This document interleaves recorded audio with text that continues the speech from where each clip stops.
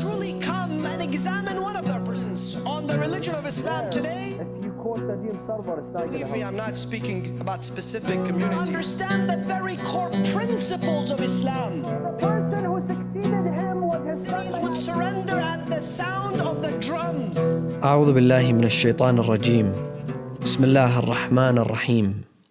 The Ottoman Empire was one of the most powerful empires around the world and within the course of history. An empire that governed and reigned for more than 600 years in the name of the religion of Islam. An empire with vast territory, the vastest territory that had ever been governed by any Muslim ruler. 44 of today's countries were under the governance and the power and authority of the Ottoman Sultan, all the way from the heart of Europe to the entire of Asia, Africa. The seas and the oceans around them were under the absolute control of the Ottomans. An empire that has a great history with fascinating events, with extremely influential personalities. A period of Islamic history that needs to be examined and understood thoroughly. The personalities of the Ottoman Empire must be studied and understood by every Muslim. 600 years of the history of Islam is indeed not something that can be overlooked. Major events within the history of the Ottomans, such as the conquest of the Muslims to the Christian land, the defeat of the Christendom or the Christian Empire on the hands of the Muslim army, the treatment of the Muslims towards the non-Muslims, the treatment of the Muslim king or sultan towards the Christian holy lands or the churches, towards the synagogues, towards the minorities, towards other ethnicities, the relationship of the sultan, the Muslim sultan, with other governments, and specifically the Roman Empire, the relationship of the Ottomans with other Muslims. Specifically, one of the most important parts of examining the Ottoman Empire is examining the very first clash between a Sunni state represented by the Ottomans and a Shia state represented by the Safawis. This was the very first clash in the history of Islam between two states, two separate Muslim states. One represented the Shia and one represented the majority, which was the Sunni Islam. The very first clash, the political clash between two governments occurred during the reign of the Ottomans. And today, brothers and sisters, we are here to commemorate the 40th of Al-Imam Abu Abdullah Al-Hussein. And if you read in his ziyarah, and the ziyarah of Al-Imam Abu Abdullah Al-Hussein of the 40th of Arba'een, the most important segment of the ziyarah says that he gave his sacrifice and he gave his blood لِيَسْتَنْقِذَ عِبَادَكَ مِنَ الضَّلَالَةِ وَالْجَهَالَةِ. Imam Hussein gave his blood and this great sacrifice, and he embarked on the journey towards Karbala so that he can do one, enlighten the minds of the humans, and two, allow them to escape from the darkness of confusion. This is how we salute Imam al-Hussein on the 40th. We say, you gave everything that you have so that you can educate the children of Adam, the humans, so that they can escape from confusion and darkness and ignorance into enlightenment. And of course, we are ought to align ourselves with the principles of Imam al-Hussein. We have to remind ourselves of the mission statement of Imam al-Hussein.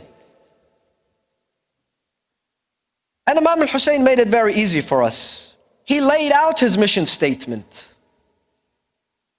And he allows this mission statement to echo until the end of time for those who want to truly understand Hussein and the movement of Hussein. Because sometimes we believe Imam al-Hussein's movement was a revolution, an uprising against injustice, and that's about it. In fact, what is highlighted by the Ma'soom in the Ziyarah of Arba'een is something much greater than just standing against the unjust ruler of the time, who was Yazid ibn Muawiyah. No. لِيَسْتَنْقِذَ عِبَادَكَ مِنَ الْجَهَالَةِ. The movement was to allow human beings to escape from jahiliyyah and ignorance. Because when you are a jahil, then you put your hands in the hands of the zalim. When you live in a state of ignorance, then you find injustice to be something normal, a norm in society. But when you escape from confusion and darkness and enter the realm of knowledge, then you no longer can avoid injustice. And Imam al-Hussein says this when he began his journey from Medina to Mecca and then to the land of Iraq. He says, إِنِّي لَمْ أَخْرُجْ أَشِرًا وَلَا بَطِرًا وَلَا مُفْسِدًا بَلْ خَرَجْتُ لِإِصْلَاحِ أُمَّةِ جَدِّي رسول الله لكي آمر بالمعروف وأنهى عن المنكر. Says, I did not embark on this journey for the sake of popularity and fame and position and power, but to perfect the ummah of my grandfather Rasulullah. And perfecting the ummah of Rasulullah and perfecting the Muslim ummah cannot happen, brothers and sisters, without knowledge and education, without escaping from darkness of ignorance, of jahiliyyah. And I kid you not, sometimes we allow the central theme of our majalis and this mimbar not to be the most important and contemporary issues in the Muslim community. But we constantly speak of repetitive, exhausted topics that have been discussed for so many years on so many pulpits. And yet we entertain them. Today, the central theme around the Shia world is the importance of Azadari. How important is it that we revive Azadari? And we sit sometimes on the minbar and we bash those who do not believe, for example, that Dhul Janah was a white, beautiful stallion with supernatural powers. Let's talk about that for 10 nights. To tell the people that, look, this horse was very special. If you don't do Azadari in this specific way, then Imam al-Hussein is in danger. Then the fate of Shi'ism is at risk. The fate of Shi'ism is at risk when we do the Azadari without knowing the mission of Imam al-Hussein. Without knowing what was the purpose of Imam al-Hussein. The future of Shi'ism is at risk when the youth no longer understand the very core principles of Islam, because we have been discussing the small, tiny, insignificant, unimportant matters over and over and over again, while forgetting the bigger picture and the greatest of challenges that we face. while forgetting to discuss the future of Islam, for example, in this country. Our youth today face a great challenge. Not our youth. We face this challenge as well, brothers. I tell you, an average individual living in the West, specifically in America and Europe, that gets in and out of college, specifically at the master's and PhD level, listen to this, knows more about Islam than an average Muslim. I kid you not. Because there are courses that they have to take. There's research that has to be done. An average non-Muslim doing a master's on Islam would have to read the Quran at least once from cover to cover while contemplating on the verses and the chapters. And then here is this Muslim guy at college, at work, behind his desk, and he's asked by a non-Muslim fella, by a non-Muslim friend, explain to me, for example, this chapter 9. Why is it that your merciful God speaks of the killing of innocent people? Kill them wherever you see them. Why is it that your Quran, that you claim speaks of mercy and compassion, has commands from the Creator to kill other human beings? How is this merciful? Why is it that your prophet, for example, had more than 4 wives? According to your Quran, you can have 4, but why is it that your prophet had more than 4 wives? Why is it that, for example, Muslims fought non-Muslims for hundreds and thousands of years and took the captives as prisoners and treated them less than human beings, dehumanized them? And here's the average Muslim. What is our response? There, if you quote Nadim Sarwar, it's not going to help you. There, if you read 5 Nawhas, 10 Aray Haydaris, the guy will laugh at your face. There, we need to understand the Quran, and there we need to have an understanding, a full understanding of Islamic history. Don't tell me, well, I don't agree with the Islamic history. First Khalifa, second Khalifa, third Khalifa, Muawiyah, Yazid. Well, I don't agree with them. So all I need to say is I don't agree with them. There's something called Islamic history. Events that happened in the name of the religion of Islam. You have to understand them, when they happened, what happened, and why is it that you disagree with them?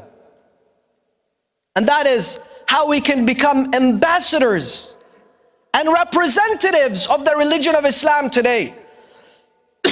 I ask you, today, if we make a challenge, and believe me, I'm not speaking about specific communities, whether it's this one or other communities, I'm speaking generally, but our general public that adheres to the school of Ahlul Bayt, right? If we manage to bring 5 of them and say, write for me the first 20 chapters of the Quran, the name of the first 20 chapters of the Quran, write them down. How many of them do you think will pass? But now, write for me the name of 10 Nawha Khans. Everyone will pass. So what went wrong? I'll tell you what went wrong. When we misunderstand the job of this minbar,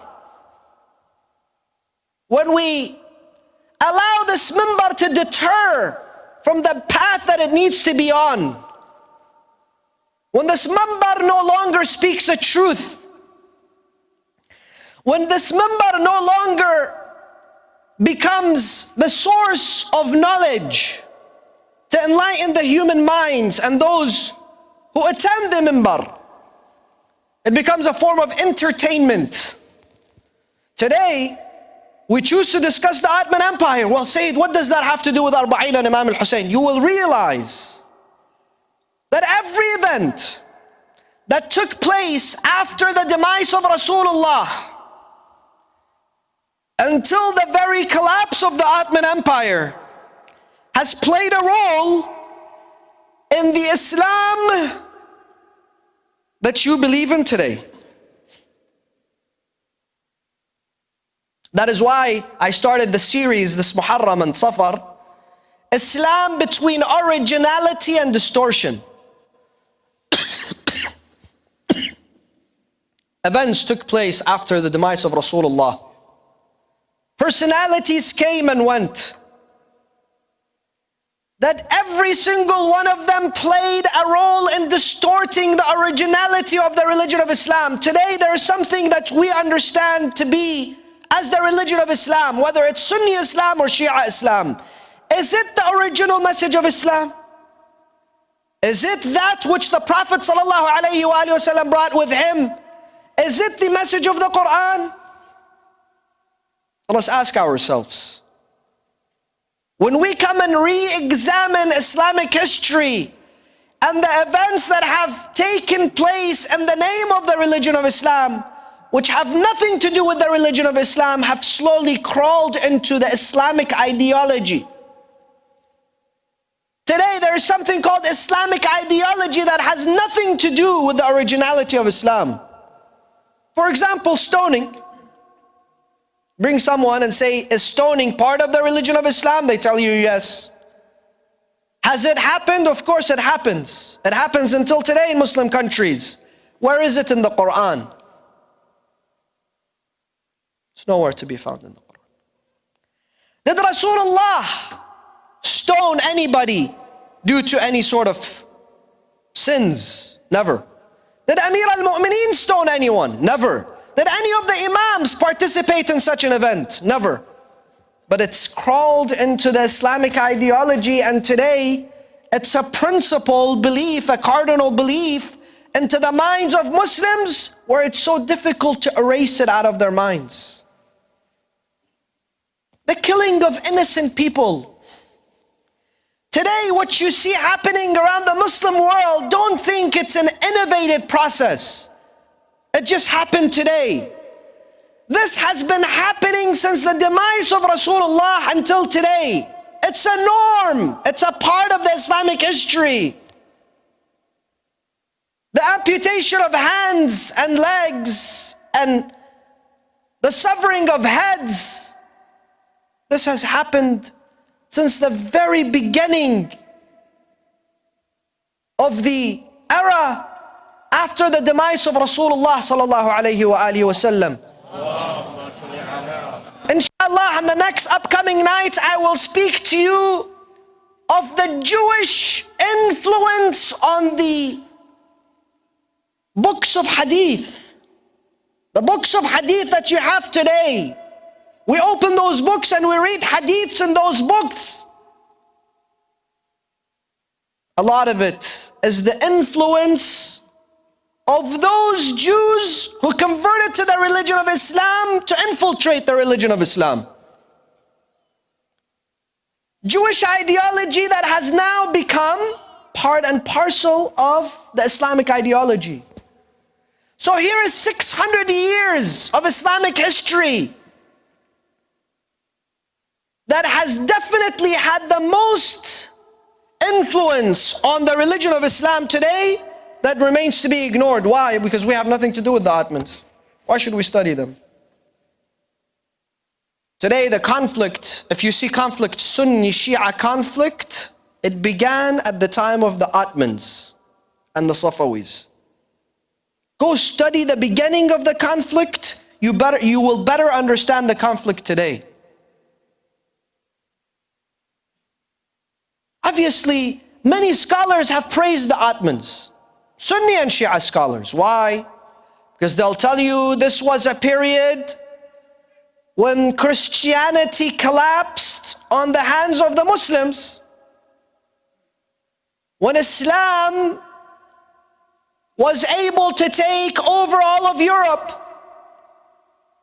Not only that, But when they took over Europe, nothing changed. No churches were demolished. No synagogues were demolished. Jews, Christians, and Muslims lived peacefully amongst themselves, and that is true. After the conquest of the Ottomans to any Christian land, nobody was harassed. They gave them 3 days for those who wanted to leave, they leave.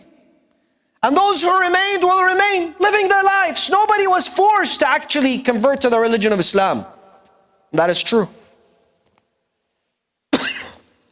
The greatest army ever was the Ottoman Empire.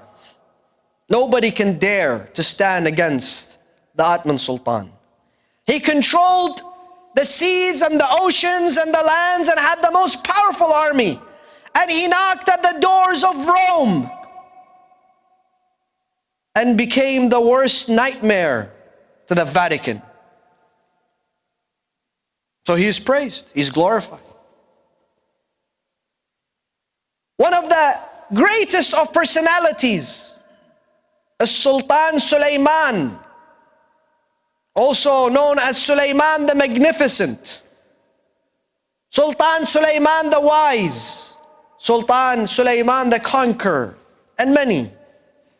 He used to sign his name as the shadow of God. The shadow of God on earth. And he truly believed he was the shadow of God on earth.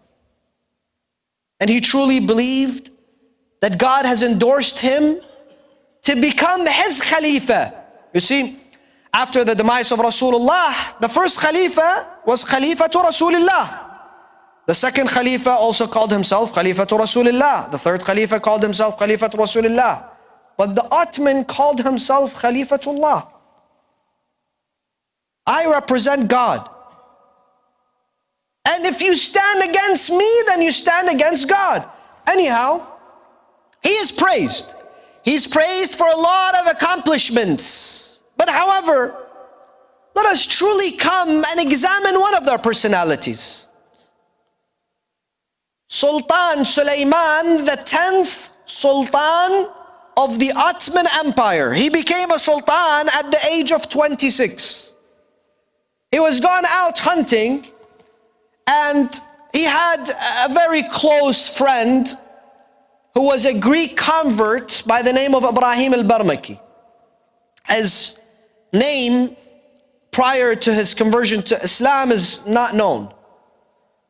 They were out hunting and a letter reached, so Ibrahim opened the letter, then he bowed to Suleiman. Suleiman realized that now he is the ultimate sultan. He went to Istanbul. And he, with the help of this Ibrahim, put together the most powerful army, and they began their conquests of Europe. And go and read history. No power can stand against the Sultan. In fact, sometimes some cities would surrender at the sound of the drums of the Ottoman army. Their drums were so loud and they scared off the others so much that they would surrender just by hearing the drums. And obviously, the empire expanded and expanded. But during that period, Sultan Suleiman killed the chief wazir. And he appointed Ibrahim, who was more than a brother to him, as the chief wazir. And then he married him to his own sister, Khadija. And years later, cut the head of Ibrahim in front of everyone. And then he appointed another chief wazir, who was also his brother-in-law, and a year later also cut his head in front of everyone. And he appointed his son, Mustafa, as the commander-in-chief of his armed forces, and then killed his own son with his bare hands in front of everyone. And then he killed his second son, and he killed his third son. And his fourth son died out of depression and fear. and he made his last son kill the one before last. So the person who succeeded him was his son Bayazid. When Bayazid succeeded his father Suleiman, he killed 40 people, 40 members, 40 men out of his own family. 19 of them were his own brothers. The majority of them were infants. Infants, 3 months old, kill him. 5 months, kill him. 6 months old, kill him. Annihilated every possibility of anybody that can come and possibly take away this power and this reign from the Sultan. Which kind of Sultan? Which kind of representation of Islam and Allah would kill his own children? Would kill his own family members? In fact, it became part of the practice of the Ottomans that the Sultan would then have to kill every single one of his brothers. The day that he becomes a Sultan is the day of the funeral of every one of his brothers. They take out caskets one after another. At some point, 60 caskets would come out of the palace of the Sultan, of his own brothers. Why? Because there was a possibility that when this kid grows up, he's going to want to take the power away from the Sultan. How was this all possible? It was all possible because they created a position by the name of Shaykh al-Islam. What was the role of Shaykh al-Islam? The role of Shaykh al-Islam was to give permission on behalf of God to the Sultan to kill his own son, to kill his own brother-in-law, to kill his own chief wazir. The Sultan would call Shaykh al-Islam. Shaykh al-Islam would come and he would say, I suspect that my son has his eyes on the throne. What should I do? He says, this throne belongs to Allah, and whoever stands against it is kafir, even if he is your own son. So I permit you to kill him. And then the king kills his own son, kills his own family members, kills his own sister in the name of the religion of Islam. More importantly, when we discuss the power of the Ottoman Empire at the seas and the oceans and the collapse of the Christian Empire at the hands of the Muslims, what was happening? In one shipment, the chief of the Ottoman Navy brings 30,000 women as captives to the Sultan. 30,000 women as captives to the Sultan, all the way from Sicily to Italy to Spain, Germany, Vienna, you name it. The Sultan chooses 20% of them as the booties of war, then he sells the rest of them at the markets. The Ottoman Sultan never married. He had concubines. 1, 2, 10?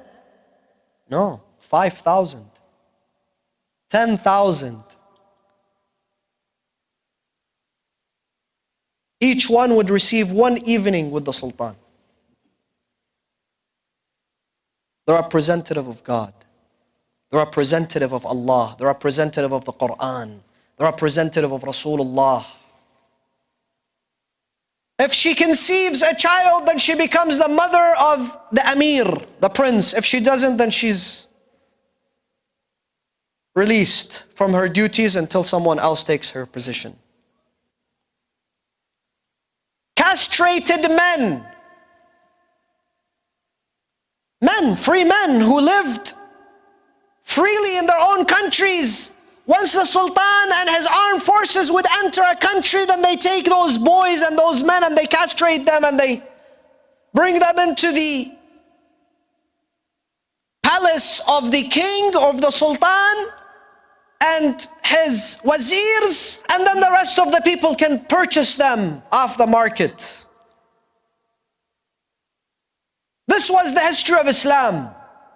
Those individuals represented the religion of Islam. Now, with that said, imagine what kind of corruption would take place into the area of preaching the religion of Islam. This is this is my introduction. Now I want to bring you to the actual facts, to the most important parts of this discussion this evening. Now imagine when the Sultan, who is the representative of God, who is the shadow of God on earth, does this form of injustice. And here is a scholar, a Muslim scholar who wants to preach. The Sultan publicly drinks. The Sultan has 5,000 concubines, castrated boys in his palace. The Sultan murders his own children. What can you preach about now? You think that you have the freedom to preach what you want? You think you have the freedom to preach the true teachings of Islam? You think if you're an author at that period of time, you can write books and articles and research, release research about the true teachings of Islam? Absolutely not. Islam and its principles were also controlled. If you wanted to take the pulpit and speak of Islam, you would have to have a permission from one of the wazirs appointed by the Sultan. And if you took the pulpit without the permission of this wazir, who represents the Sultan, that gives you permission to speak, he gives you a clearance on your name. Your name is clear, you may go and preach. But if you don't have such a clearance, what happens? Very simple. They cut your head. Publicly. If you are an advocate of change, what happens? They take them the same day to the court, and the Islamic judge says that this man advocates people against the Sultan, who represents Allah, and therefore he receives the death punishment. And they execute the man or woman publicly. Today, when you hear of Khashoggi and how he disappeared at the embassy and what happened, Habibi, this has been happening. This is part of Islamic history. The forefathers of Islamic history and the sultans that existed in the Ottoman Empire, and prior to them in Bani al-Abbas, and prior to them in Bani Umayyah, set such a paradigm for the rulers today, for those in power today. If you want to know why is it that the Muslim rulers today have absolutely nothing to do with Islam, and how is it possible that they fear not any of the teachings of Allah, then you must know that they have been following the same footsteps. There was Shaykhul Islam in the Ottoman Empire, and today in Saudi Arabia there is also Shaykhul Islam. And Shaykhul Islam, they tell him, we want you to make something haram, halal. He makes it halal. We want you to make something that is halal, haram. He makes it haram. Very easy. The visitation of the graves, which is halal, make it haram. He comes out and makes it haram. The visitation of Ahl al-Bayt, honoring Rasulullah, which is part of the religion of Islam, make it haram. He makes it haram. The killing of innocent people, which is haram, make it halal. He makes it halal. In fact, the establishment of every empire after the Khilafah, the so-called rightly guided Khilafah, Abu Bakr, Umar, Uthman, Ali, and Imam Hassan. Imam Ali and Imam Hassan. After this period, which was then the period of Bani Umayyah and Bani al-Abbas, if you study this period, you realize that the greatest amount of corruption that occurred was due to the fact that there were corrupt scholars there. There were corrupt scholars allowing such injustice not just to occur, but to multiply. And people revolted. And the revolts and the revolutions were stopped. Every person revolting was killed.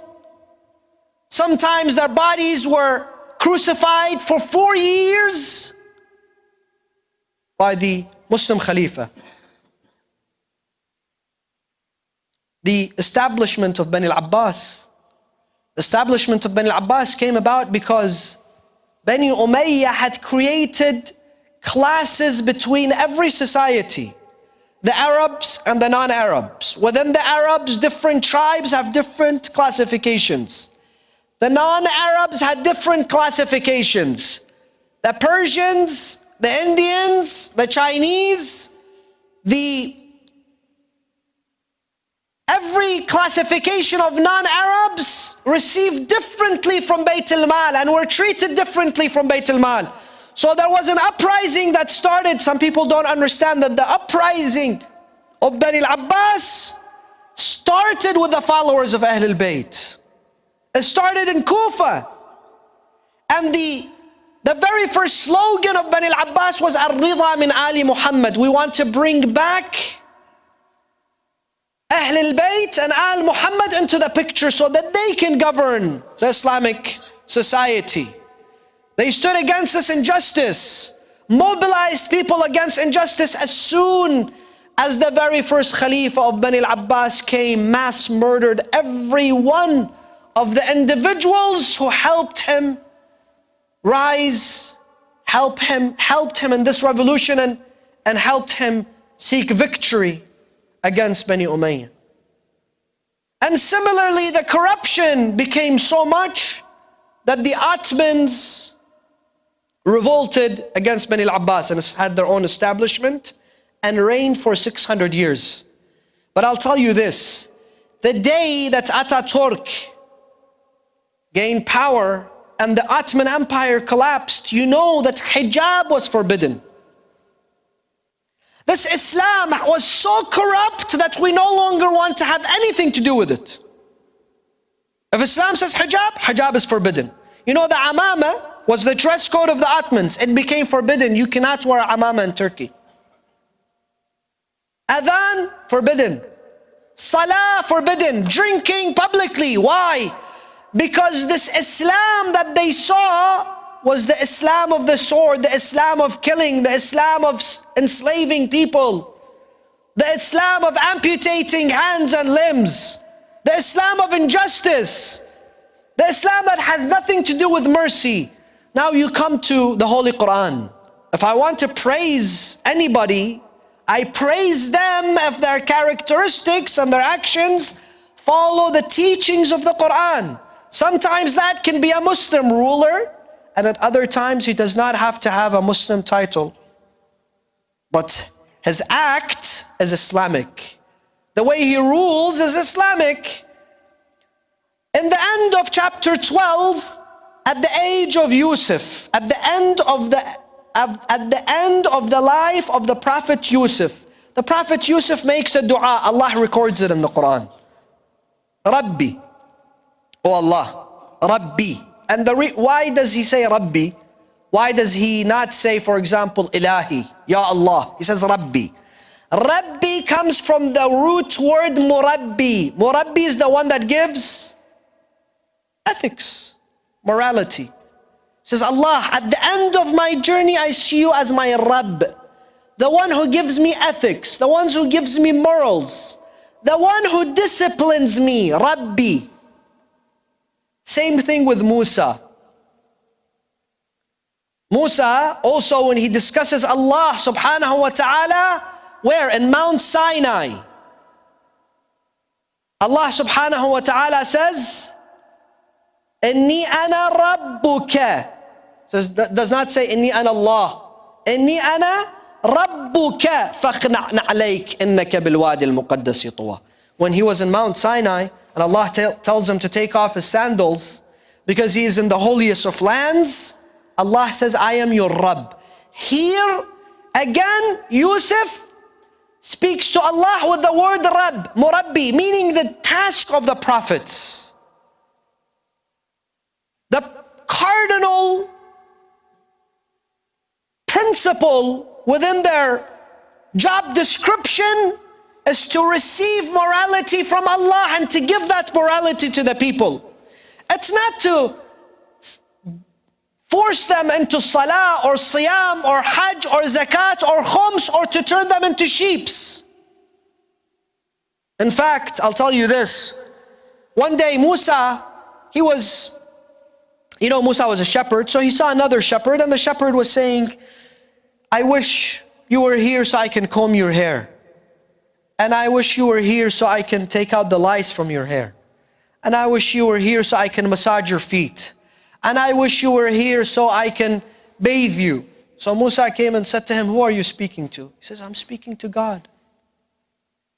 Musa says, you blasphemous person. Think God has hair and you want to massage his feet and you want to bathe him? Shame on you. You don't know how to speak to God. 3 days pass and Jibreel comes to Musa. Musa, shame on you. Why? He says, for 40 years, Allah enjoyed the conversation of this shepherd, the dua of this shepherd, and for 3 days, this shepherd has gone silent, out of shame. He no longer speaks to Allah. Allah misses his voice. Allah misses his ibadah. This was his ibadah. Instead of teaching him, you stopped his connection with Allah subhanahu wa ta'ala. You have to be a murabbi, O Musa. You have to teach them. Do not create a disconnection between them and Allah subhanahu wa ta'ala. And sometimes, brothers, we truly do that. Our organizations, sometimes some scholars, sometimes some people in the important positions of power of our Islamic institutions, they don't know how to create a further bond. But sometimes we're experts in creating the disconnection. When somebody, we don't like him, we don't like his views, we don't like the way she looks, we don't like the way she wears hijab, we don't like the Instagram posts they have. We disrespect them. Throw them out of our communities. You don't belong here. While what we learned from Imam al-Hussein, when Hurr came to him, the sinner of all sinners, Imam al-Hussein didn't judge him. He says, Assalamu alayka ya Aba Abdullah wa alayka assalamu man ant. He then confesses his sin. He says, Ana alladhi ja'ja'a bikum at-tariq. I am the one who caused all this. So Imam al-Hussein realizes this man knows he is guilty. Imam al-Hussein knows this man is confessing of his crime. He says, Ya ibn Rasulillah, hal li min tawbah? The response from Imam al-Hussein says, Tub tab Allahu alayk. Imam al-Hussein even gave a chance to Hurr. Truly, let's ask ourselves, would we give a chance to a person like Hurr? Would we? In our organizations? So Yusuf, coming back to our discussion, says, Rabbi, you've given me this tarbiyah. I have become Yusuf. قَدْ آتَيْتَنِي مِنَ الْعِلْمِ. You've given me knowledge.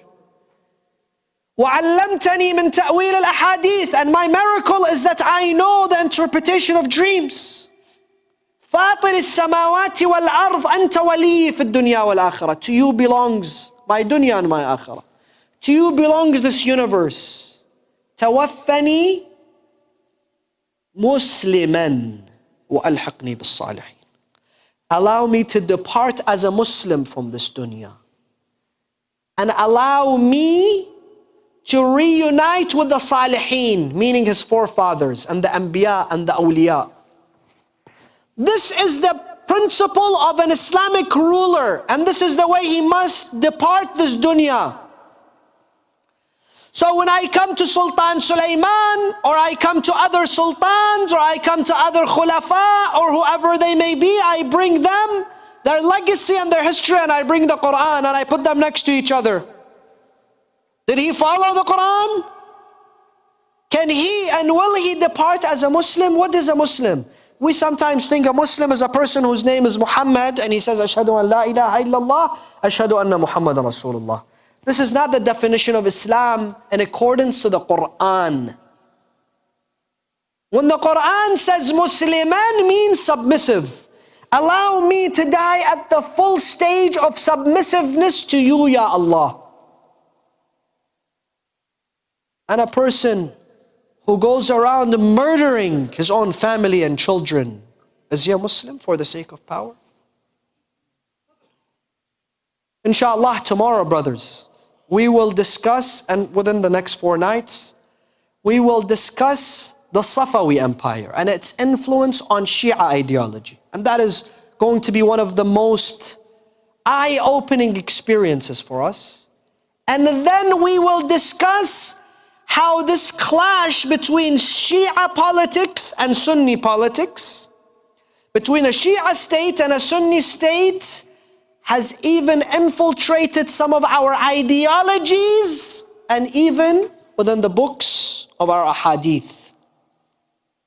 But I tell you, before I conclude and go into the masa'ib, I'll tell you this. Sometimes we praise a Muslim ruler, Muslim scholars and historians praise a Muslim ruler because of the fact that he had a powerful army.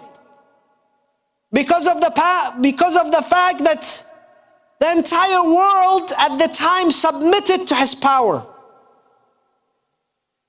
And we sometimes follow along. Of course, Sultan Suleiman took over the entire world. How can we not? In the name of Islam, how could we not praise him? And then history repeats itself and you see the contemporary issues today. Saudi Arabia. They have waged a war against their neighboring country who are Muslims, and they're suffering from malnutrition and they are dying on daily basis. And they kill innocent people, but because of the fact that they have power and money, and nobody's willing to speak the truth. And that is how the history of Islam sometimes becomes an extremely shameful history. An embarrassment. And we come to, for example, some non-Muslims, whether they are in political positions or positions of power in their society, who were not Muslim by name, but they were Muslim by act, and we say, we wonder, will they go to Jannah or where? Because this guy, he's Muslim, so he has to go to Jannah. But for example, this person who is full of humanity, humility, submission to God, we wonder, will they make it or not? What? Is Jannah in my hand? Or did Allah just create Jannah for people with the name of Muslims, just by their IDs? As long as it says Muslim, alas, they go to Jannah. Are we fooling ourselves? Are we fooling Allah? Who are we fooling here? A Muslim is a Muslim by act. A Muslim is a Muslim by their akhlaq and mannerism. Today you have non-Muslim employees that will tell their employers will tell their employees, you want to go to your Arba'een, you want to go to Iraq, to your pilgrimage, go ahead. Go ahead. We'll give you a paid leave. We will honor you because you're going to do a pilgrimage for the sake of your religion, belief. And you will have Muslim employees that will tell you, if you leave, we'll fire you. If you go and come back to Muslim countries, if you go to Vegas and gamble and drink and do all sorts of things, and go back to those Muslim countries, welcome back home. But if they know that you've gone to Karbala, what do? They take away your passport. Come back tomorrow. Let's see what fine we're going to give you. Why? Because you went to the ziyarah of Al-Imam Al-Hussein. And truly, the essence of the movement of Imam Al-Hussein was exactly this. So Islam does not remain just a name. Islam does not just remain a title for people, but the principles of Islam, the akhlaq of Islam, the morality of Islam lives amongst us. And that is why he is the rescuer of the message of Adam and Nuh and Musa and Isa and all the rest of the prophets. And that is why his grandfather on multiple occasions stands and says, Husaynun minni wa ana min Husayn, ahabba Allah man ahabba Husayn. Unfortunately, we didn't make it amongst the Za'ireen of Abu Abdullah. But fortunately enough, we made it to his majalis to commemorate his honor, to commemorate his principles. Wassalamu alaikum wa rahmatullah.